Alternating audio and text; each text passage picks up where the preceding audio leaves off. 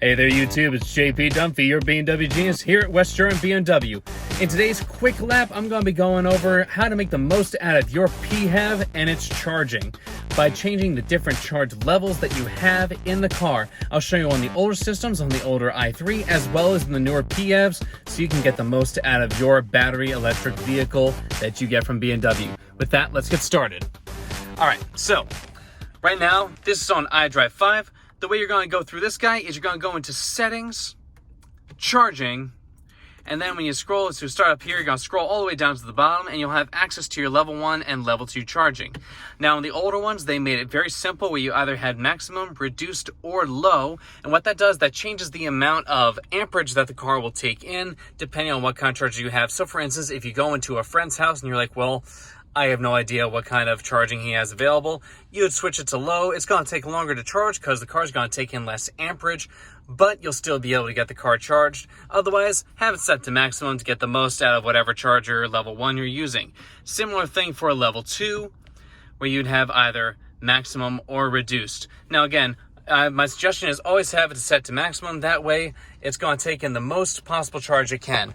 Something to keep in mind, your car is extremely smart. You know, it's going to be charging, and no matter what it's taking in, it's only going to take in the amount that it can. So even if you have, say, a 36 amp charge, or a 50 amp charger level 2, your car is only going to take in, if you have a BEV, it can take right from 16 to 32, depending on which kind it is. If it's just a PHEV, max can take is 16 amps anyway. So it's only going to take in exactly how much it can from the charger itself. Now again, the reason you'd use one of the reduced ones is because you're unsure, say you're plugging into an older house, or you're plugging into a circuit that has, I don't know, a light plus a refrigerator plugged into it. All that, you have the higher chance of actually blowing out it. So what you would do is you would use a lower charging amperage to decrease the possibility of you blowing out the fuse and therefore not charging your car. And with that, let's take a quick hop over to the PHEVs to show you how to use that.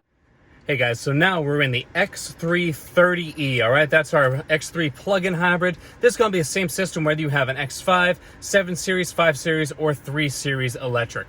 So, sorry.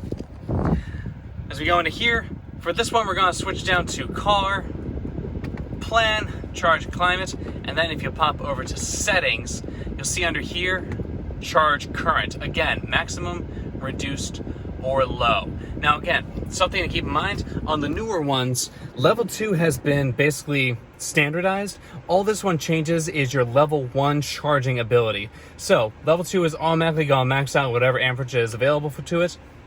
Level 1 will do this. Now I'm also going to pop over real fast to the 330e, which has an actual amperage that you can choose, and I'll show you how to use that.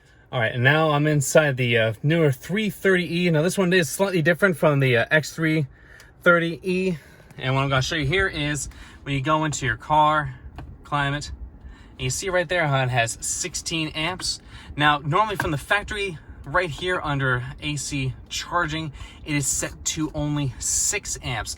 That is just basically for safety and for everything else. Now, something I would do is always turn that up to 16, even though a typical level 1 charger will only max out at about 12 amps. This kind of makes sure that no matter what you're plugging into, whether it's the turbo cord, which is our accessory one that you get from BMW, that allows you to do level 1 and level 2, it's kind of like a level 1.5 charger, if you will, where it's not as full-blown as a dedicated level 2 charger, but can still plug into 240 volts. That one maxes out 16 amps in its current version. So that's why it gives you this. It's also kind of part of the conversion from Europe to America. So as they do that conversion, they make sure that you still have all that. So it just kind of covers all bases. But again, the car will never take in more than what it can, and it's always going to try and do its best to maximize how much it's getting in without blowing out anything at home. Oh, look at that. My phone is near dead. Anywho, back to this guy.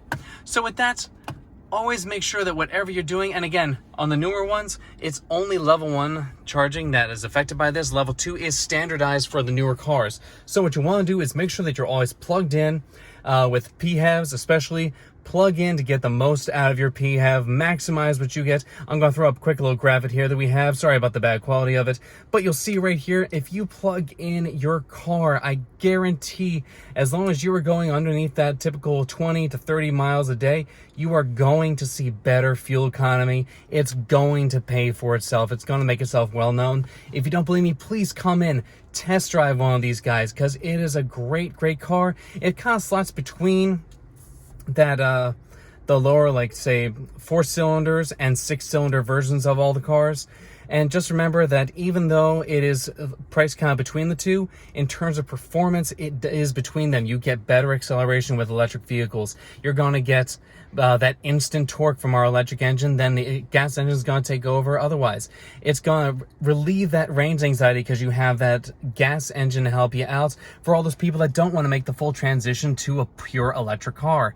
These plug-in hybrids are great for that. And again, if you are buying it new, we still do have federal tax incentives as well as state tax incentives. Depending on what state you're in, you can get more money back depending on how many taxes you owe. Obviously, talk to your tax specialist, whoever you have, or your tax writer, anyone that you worked for your finances. Talk to them to see how much you will actually get back. But again, most of these cars will actually come in less, especially if you end up paying more or owing more in your taxes. So something to always look forward to, because BMW still has a tax incentive on their cars because we haven't sold too many of the cars recently. So we haven't hit that max where we start losing the tax incentive. Take advantage of that. You are going to get a great tax incentive. You're going to get easier ownership. These guys are going to use less stress on their gas engines because you're going to be using electric more. Whether it's in hybrid mode or pure EV mode, whatever it is, you get that with these cars, and it is worth trying. At the very least, come in, test drive it, see for yourself.